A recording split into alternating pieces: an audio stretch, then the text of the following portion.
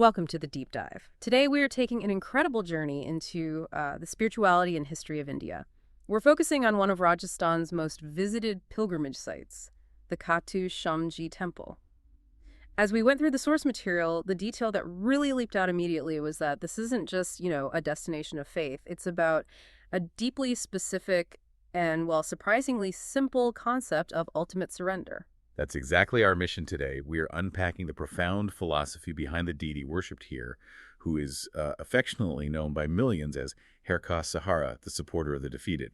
This deep dive focuses on how a legendary sacrifice became, well, a living, accessible miracle of faith, a beacon that offers hope precisely to those who feel they have nowhere left to turn. Yeah, that focus on divine compassion, specifically prioritizing the hopeless, that's what makes this figure feel quite unique, especially among the Mahabharata-era deities. And to understand how this deity earned that really powerful, specific title, we have to start with his human origin story, the tale of Barbarika. Absolutely. The origin of Sri Khatu Shyam, or Shyam Baba as he's often called, is rooted directly in the epic of the Mahabharata. He was the son of Ghatotkacha and, importantly, the mighty grandson of Bhima. So that places him squarely in the middle of the Kurukshetra conflict, well, before it even properly began. Right. And he wasn't just, a strong warrior. The accounts focus on a detail that changes everything. He possessed the Teen Bond 3 absolutely invincible arrows.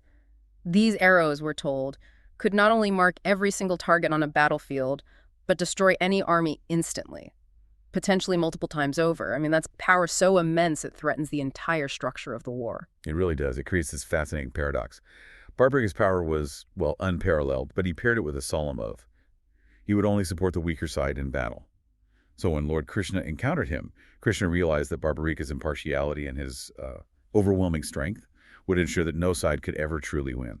He would just keep switching sides, swinging back and forth, leading basically to the destruction of everyone. Yeah. And that would prevent the establishment of Dharma, the righteous path. That's remarkable. So the ultimate power source actually had to be removed for the greater good. But the test Krishna put him through wasn't a physical battle, was it? No, exactly. The sources emphasize that the test required ultimate surrender. So why couldn't Krishna simply, block his arrows or defeat him in combat? Why ask for his head? Well, because the test wasn't really about military strength. It was fundamentally about ego and devotion.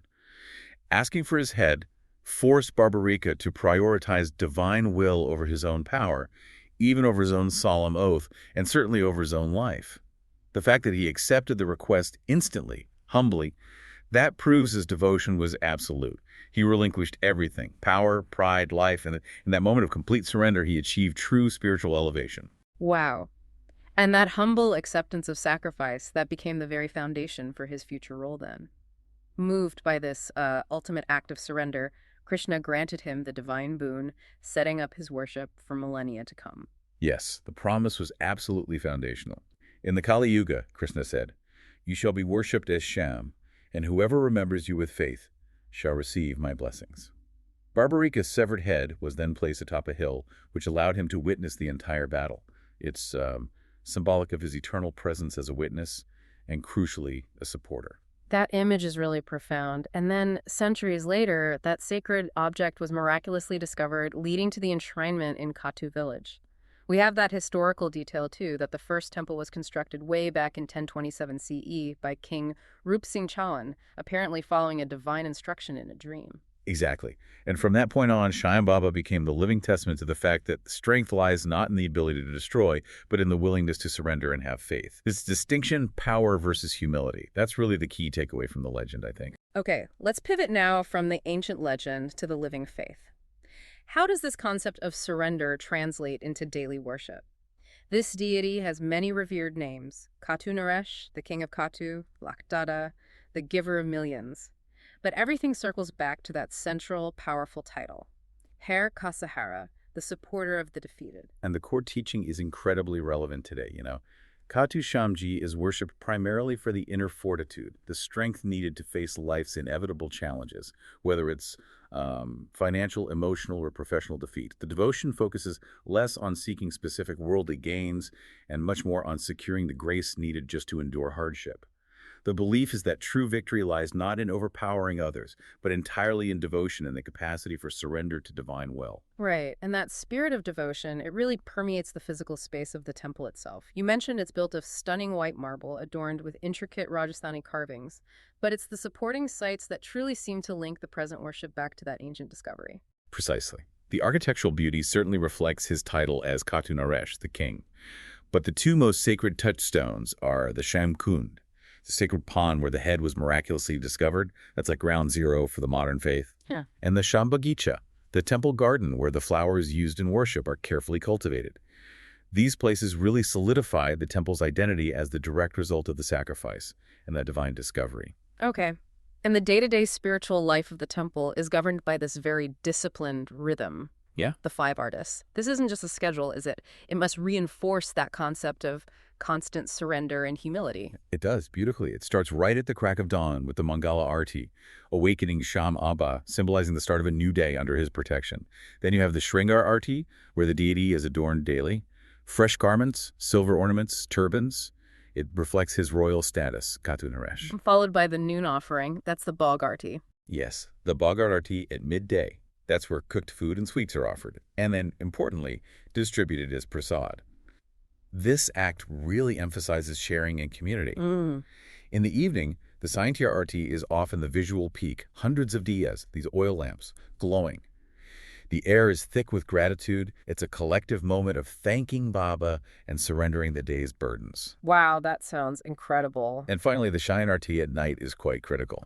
Putting Baba to rest signifies the daily relinquishing of one's own control before sleep, sort of trusting in divine protection through the night. What's fascinating is how accessible this devotion seems to remain, even for people who are far away. We noted that the sources detail, like live broadcasts of these artists, and also simple home rituals. Yeah, the home rituals really underline that core value of simplicity. It usually just involves maintaining a clean altar, offering simple things like rose petals, tulsi leaves, lighting a ghee diya, and the constant refrain is the simple chant, Om Shri Sham Devaya Nama. The faith emphasizes that connection and consistency matter much more than, complexity or grandeur. Right. Okay, moving on then. The faith isn't just about ritual and prayer. It's very much about active service and deep community celebration. How does this idea of surrender translate into physical acts like vrats and seva? Well, the practice of fasting, the vrats, usually happens on Ekadashi, Dwadashi, or sometimes Thursdays. But importantly, the devotion is focused on remembrance and self-discipline, not really punitive austerity. Light meals are typical. This keeps the focus spiritual, rather than just on physical deprivation. And service, or seva, that seems to be maybe the highest form of external worship here. The list of activities is very active. It moves way beyond just passive donation. Absolutely. Seva involves things like organizing bhajan sandhyas, these devotional singing sessions. But maybe the most powerful, tangible demonstration of physical surrender is the Nishan Yatra. This is where devotees walk great distances, often barefoot, carrying flags or nishans to the temple. This painful, voluntary physical effort is seen as the ultimate expression of humbling oneself and submitting to Baba's protection. Right. That's a serious commitment. And all this community devotion, it just explodes during the Falgun Mela, doesn't it? This annual festival really seems like the absolute pinnacle of the Khatu Shyamji experience. Oh, it draws millions, usually in February or March. And it centers around that massive Nishan Yatra we just mentioned. The sources describe this deep-seated belief that bathing in the Shyam Kund, that sacred pond, during this specific time washes away accumulated sins and fulfills wishes. The entire region just transforms into this celebratory spectacle of bhajan kirtans and, crucially, langars, these huge, free community kitchens that feed all the pilgrims, really embodying the spirit of communal support. Service is one pillar, but the sources also focus heavily on the practical acts of support, this concept of dayan, or charity. Now, while monetary donations obviously keep the temple running, what specific types of charity are highlighted as achieving the greatest merit? The greatest merit seems to be placed on acts that directly support the community and, well, the defeated, those in need. This definitely includes anadayan, donating food, also water distribution, and providing essentials like blankets and clothing to the poor. These very practical acts of sustenance align perfectly with the deity's core identity as the supporter of the defeated. It makes perfect sense. Yeah, it really does tie it all together. Okay, so as we wrap up this deep dive, let's try and synthesize the essence of this faith. For the person listening now, maybe facing their own challenges, what is the core lesson about hardship drawn from Barbarika's sacrifice? I think the message is powerful and quite direct. Surrender your ego and trust divine will, for I am with you. The whole philosophy of Sahara is essentially that when you feel you've exhausted all human efforts, when all doors seem closed, that is precisely the moment when Shyam Baba steps in. So defeat isn't seen as an ending or even a failure. It's merely the humble moment just before divine grace arrives. That is a remarkable synthesis, connecting warrior's ancient sacrifice to what feels like a modern safety net of spiritual support. For those who might be moved to witness this faith firsthand, the sources do offer practical advice, noting the best time to visit for pleasant weather is usually October to March, or specifically during the powerful Ekadashi days throughout the year. Right. And the temple complex ensures that this invitation is fully supported. Despite hosting millions, they offer extensive pilgrim facilities, langar halls for food, dharmshalas for lodging, medical aid, assistance for the elderly. They really try to ensure that the act of humility and physical surrender isn't complicated by unnecessary logistical hardship. It's absolutely fascinating, really powerful stuff. So, considering the sacrifice of Barbarika, where victory was ultimately found not in using unparalleled power, but in that intentional act of surrender and humility, here's a final thought for you to mull over.